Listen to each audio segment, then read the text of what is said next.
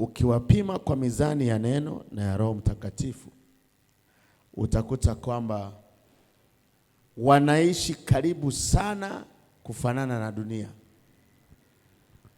Amen. Mfano mzuri wa kuiga katika Biblia mambo ya wokovu ni Mtume Paul. Mtume Paulo na Mungu alimtumia sana. Nataka ujue kwamba ukichukua wokovu wako kwa uzito, Mungu atakutumia kama vile alitumia Paulo, na atakupa neema kama aliyompa yeye. Yeye alikuwa ni mtume. Na nikipenda tuweze kuangazia swala hili kwa kusoma andiko waraka wa Filipi mlango wa 3, the epistle of the Philippians chapter 3, na ninaomba tusimame. Tuanzie pale mstari wa 10.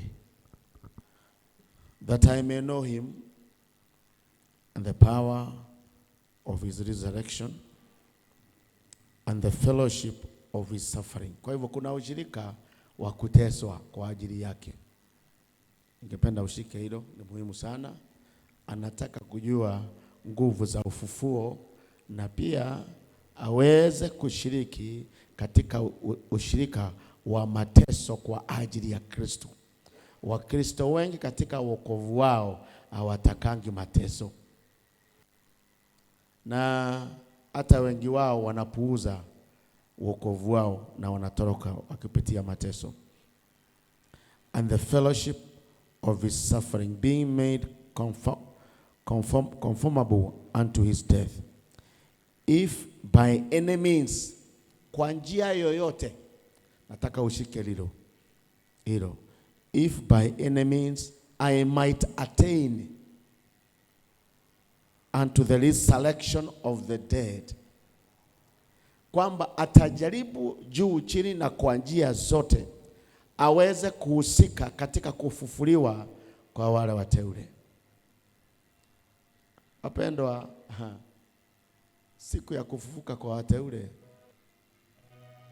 sio kitu watu wataingia kwayo tu kwa mzaha na kuchukua wokovu juu. Paulo amesema nataka kujua ushirika wa mateso kwa ajili ya imani. Na nasema nataka nijue nguvu za ufufuo ulio katika Kristo Yesu.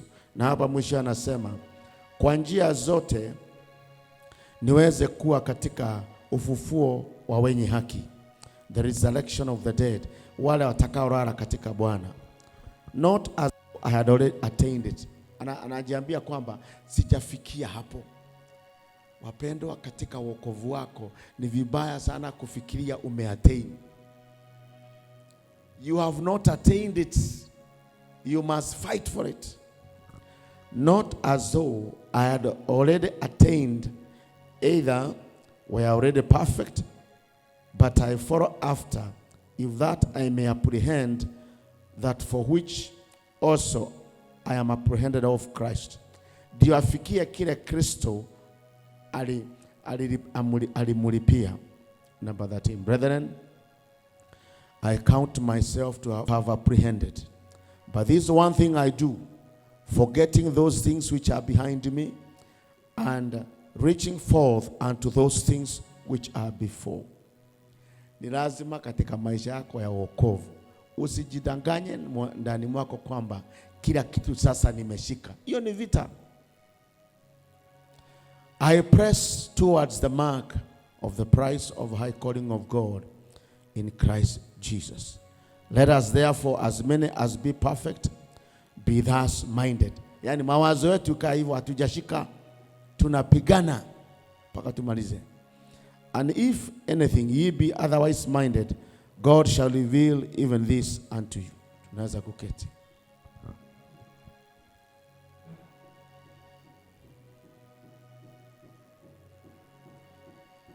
Kuna mambo mengine katika maisha haya tunaishi katika dunia hii na nyakati hizi za mwisho.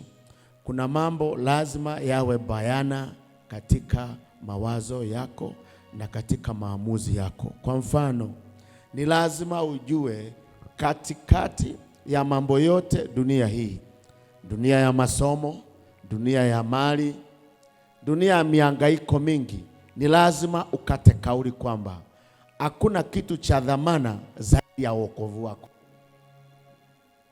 Amen. Na kitu ambacho ni cha dhamana kwako unakipatia muda. Your salvation is the single most important and most valuable asset. Lazima uilinde kwa wivu. Lazima maamuzi yako yote yalenge katika wokovu. Every decision you make, it must have a dimension of your salvation. Ukiamua fulani akuwe rafiki yako, bado umeamua ukiangalia wokovu. Je, atanitanganisha na Bwana? Kama ni biashara unaweka, unaiangalia ukiangalia wokovu wako. Lakini watu wengi wokovu si chochote. Wanasema Yesu alifanya kila kitu. Kuna sehemu yetu. Neema damu imetutakasa kwa dhambi, lakini kuna vita lazima tupigane.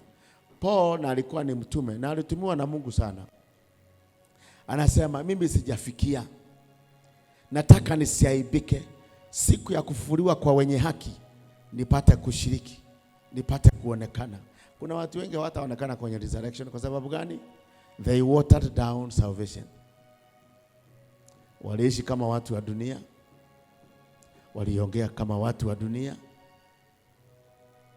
Ukiangalia ushirika wao na Mungu hawakutilia maanani. Ukiangalia ushirika wao katika mwili wa Kristo hawakutilia maanani. Walikuja kanisani kama desturi, mazoea. Itakuwa ni siku ya aibu kwa watu wengi. Nataka niwaambie kwa wazi. Amen. Bwana asifiwe. Yaani unakuta mtu maamuzi yake juu ya wokovu wake, yani ile maamuzi amefanya ngumu sana, ni kwamba lazima nikuwe kwa kanisa Saturday. Hiyo ndio maamuzi yako na mzito. Na hiyo Saturday nakuja saa 5. Amen. Na anaingia saa 5, anakuja mbele za Mungu hata hana sadaka. Anasema tunaenda Zayuni. Nitafufuliwa na moja na wale watakaofufuliwa wakati wa kiyama.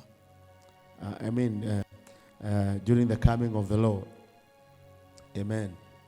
So wokovu wetu Mungu aliwekeza heavily. God invested heavily. He paid the price for our salvation. Na Paul anasema nini? Let's go to Hebrews 7. Waebrania mlango wake ni wa 7. Mimi naonaga watu wanachukua wokovu kwa mzaha. Tunaona mtu anaweza fanya anything, anaweza ongea anything, anaweza kuja kwa kanisa kama anajisikia, kama hajisikia hawezi kuja. Let me tell you, salvation is not about coming to church. It is much, much more than that. Kuna gharama kubwa. Wherefore, Hebrews 7:25. Waebrania 7 mstari wa 25. Wherefore he is able also to save them to the uttermost that come unto God by him. Anatuokoa mpaka mwisho. Seeing he ever liveth to make intercession for them. Amen. Wokovu ni nini? Unajua kuna watu pengine naongea juu ya kitu akijaeleweka vizuri, ikuwe ni udini ndio mwingi kwa watu wengi. Now, salvation, let's go to Romans. I want to give you some basics. Warumi 10.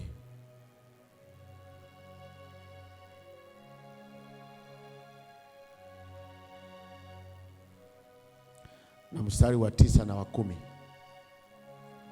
Nataka leo niwaelezee wokovu ni nini. Maana saa nyingine tunaweza kuwa tunaongea kitu hakieleweki. Ukisema I am saved, what does that mean? That if thou shalt confess with thy mouth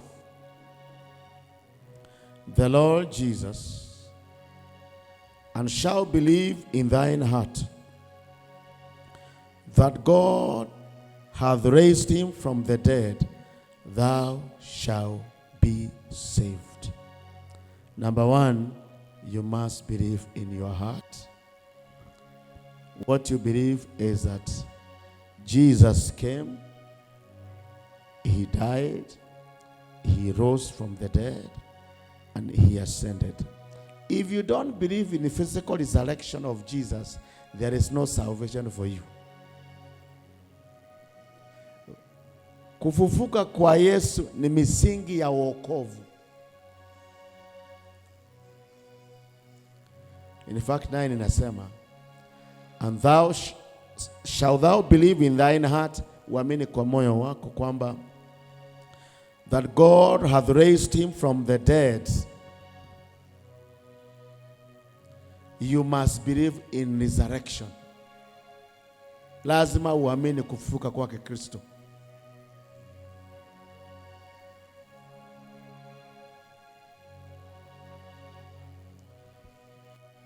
Ni kwa nini kufufuka tunaamini kufufuka? Nataka msikize kwa makini. This is very deep. You have to listen very carefully. Ni kwa nini kufufuka kwa Yesu ni muhimu sana kwa imani yetu? Ni kwa sababu in a single night Yesu alihukumiwa by 2 courts. Alipelekwa mbele ya majaji wawili usiku mmoja. Lile la Kirumi, the Roman court, and the religious court. Na wote wakaamua afe. Those are human courts.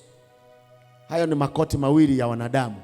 Walipitisha kwamba na afe kwa njia ya msalaba. Lakini kwa sababu Mungu ndiye alimtuma apitie hiyo njia, siku ya 3 Mungu akamfufua, and he cancelled the judgment of the 2 courts.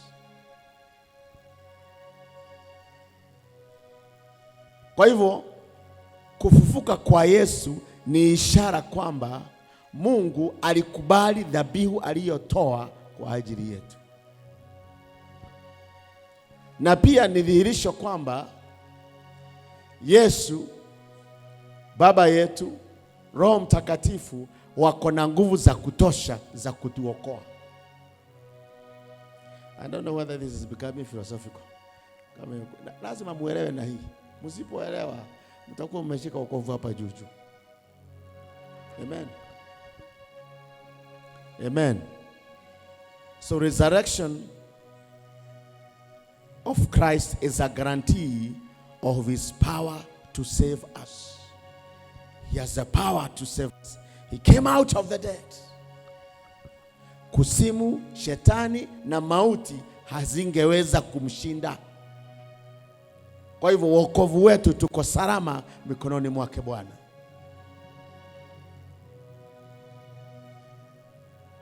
Nataka munisikize kwa makini hapa. Na ukienda katika kanisa la kwanza, the early church, ukiona vile ile injili walikuwa nahubiri, sio ile inahubiriwa leo. Watu wengi wameibadilisha. They witnessed the resurrection of Jesus Christ. That's the main message. Injili ya ufalme lazima itie nanga katika kufufuka kwake Kristo. If we preach anything outside, ni kweli, when you tell people to come to be saved, you must tell them what they believe in. Ndio imani yao iwe katika misingi ya imani halisi. The one who saved you, Jesus, is here. Why? He is no longer in the tomb. He was glorified. He can give you the Holy Spirit right now because he's here. They should understand this. And the power of the Holy Spirit, tulipewa Roho Mtakatifu, sio tuongee na ndimi tutufurahie. Pamoja na kuongea na ndimi, the Holy Spirit is to help us to lead a life worthy of Christ.